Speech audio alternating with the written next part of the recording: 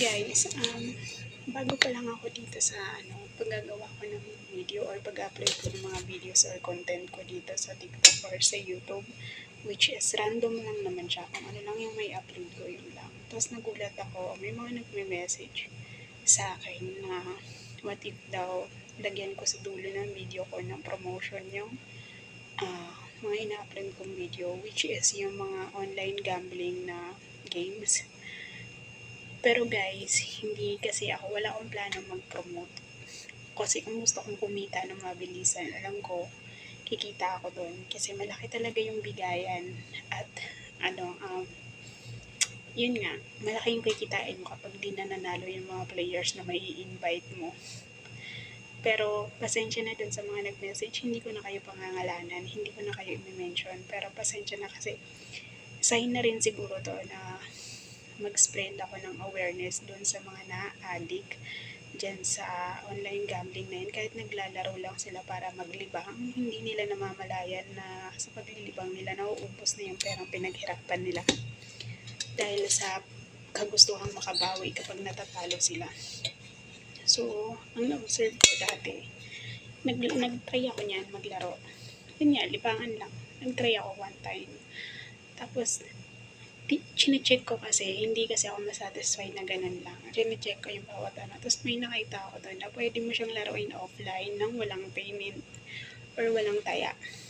Magtataya kunwari pero wala namang totally pera yun. Tapos lumalabas doon yung video na nananalo ng sunod-sunod. Which is walang taya yun. Naka-off yung pinaka niya.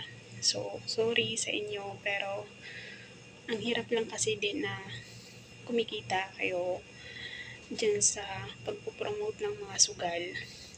Tapos yung iba nagpapakahirap para lang maglibang. Tapos nauubos yung pera nila dahil dyan. Kasi guys, nakakainganyo talaga siya kung titingnan nyo. Manalo ng sunod-sunod ng ganun kalaki. Pero hindi nyo alam, in times na nagpo-promote sila, hindi naman yung totoong laro. Or walang taya yun. Sa totoo lang yung kalimitan video na ginagamit nila. Kasi meron doon offline ka, parang maglalaro ka ng walang taya. So, bibigyan ka ng chance na tawag dito, parang lalabas siyang panalo ka. Which is, wala naman talagang taya yun. Nagpe-play siya na nanalo ka ng ganto, ganyan, ganyan.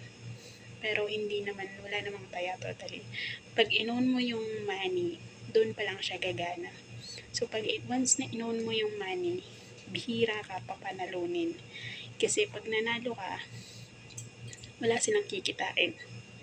Kailangan hindi na nanalo yung player para sila yung kumita, yung mga nagpo-promote.